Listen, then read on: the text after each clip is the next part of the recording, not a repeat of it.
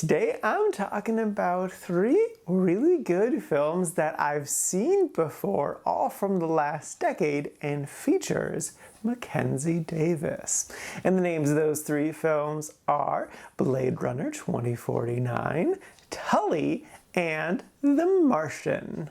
But first up is Blade Runner 2049. This is a 2017 film, and it is such a great film. It just really nails everything, like the vibe, the atmosphere, the questions that it brings up about existence and memory and miracles and loneliness. It's such a beautifully done, masterful film. Such incredible aesthetic. All of the CGI looks so good. Like Ryan Gosling's companion, she's just a hologram, and like you see through her in essentially every single shot that she's in. It's very subtle, but like it really adds a lot, just that little glimpse through the unreality of it, because like you do really feel for their relationship, but like she's not real. But what does that mean? Because she does still mean a lot to him, and she is so helpful to him. The mystery at the heart of it's so good. Even though I definitely remembered how it resolved, it was still fun to see him piecing all the things together, going to certain conclusions, and then certain conclusions being ripped out from underneath him as more time goes on. And I'm like, it's just, it's so well done. I remember too, the first time I watched it, being so surprised with like how little Harrison Ford was in it, just because of how heavily the advertisements featured him. And I didn't mind it the first time, honestly, because I feel like they really paced things out well, and they brought him into the story when they finally needed him to be in the story. Plus they definitely teased him a number of times before. So again, I think they did that really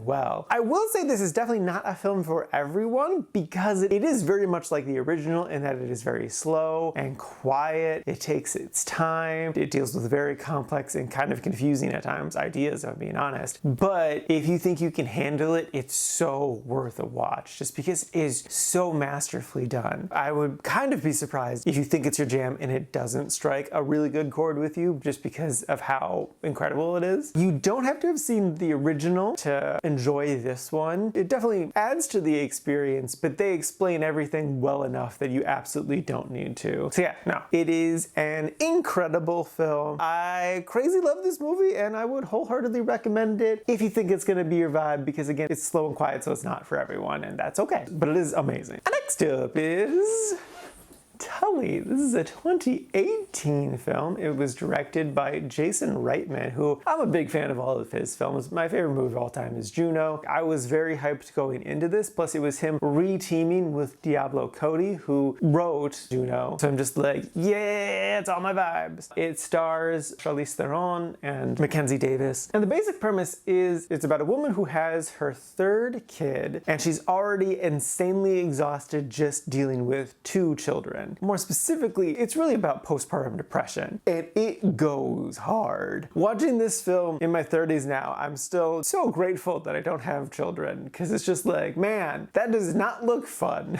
It's so depressing and sad just to see this woman who's she's trying her best, but like, kids be kids, and she has one that he's quirky, and no doctors are able to like diagnose him with anything. He's just a little strange, and like that puts so much extra pressure on the situation. And of course, having a newborn is just the most insane experience. But then like she gets a night nanny. As soon as she comes into the scene, just makes everything better, and you're just like, yay, things are good. And it's such a nice emotional reward of an experience. It also deals with aging, which I really loved, and just like how we change as people over our lifetime. They talk about the ship Theseus, you know, the one where they replace all the boards eventually, and is it the same ship still? And I think that's a really interesting idea or concept to talk about in regards of people. It's actually something I've thought about my whole life, so it's like nice to see that explored in film. If I was going to criticize anything with the movie, I would say I feel like the very end of it kind of wraps up pretty quickly. There's kind of a revelation that happens near the end, and kind of after that it goes at pretty fast pace. Really, I think it just needed like 1 or 2 more minutes, just slow it down just a little bit more to kind of sit in that reveal, and I could have jumped this up even more. It's still I really liked, and still high up in my really liked. This is me also being pedantic. It's an incredible film that's well worth a watch. Even if you don't have any kids like me, there's still a lot to love and appreciate about this movie. So yes, I crazy love this movie and would wholeheartedly recommend it. And lastly is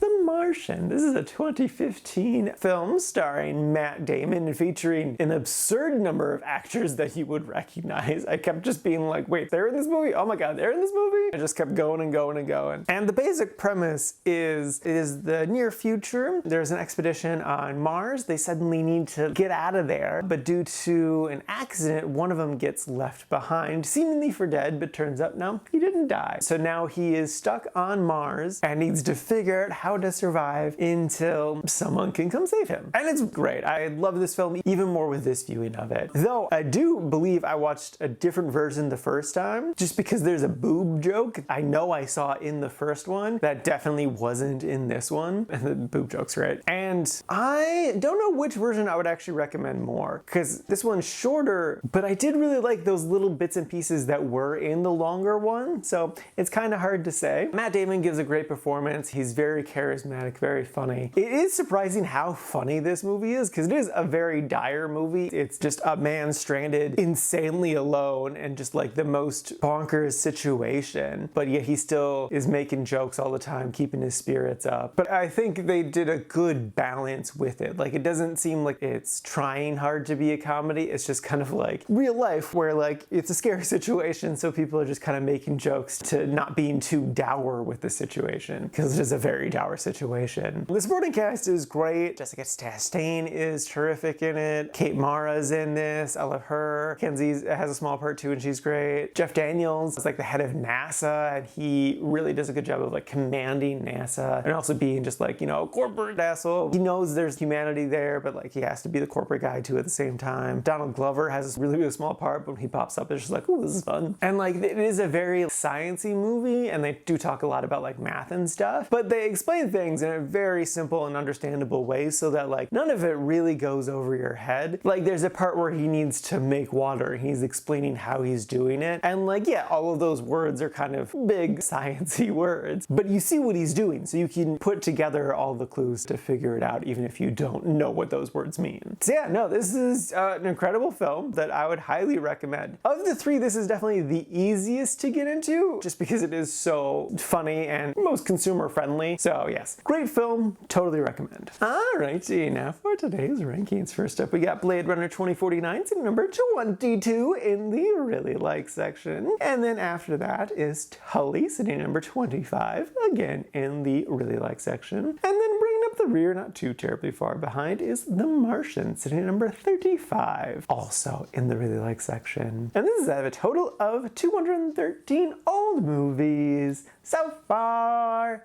this year.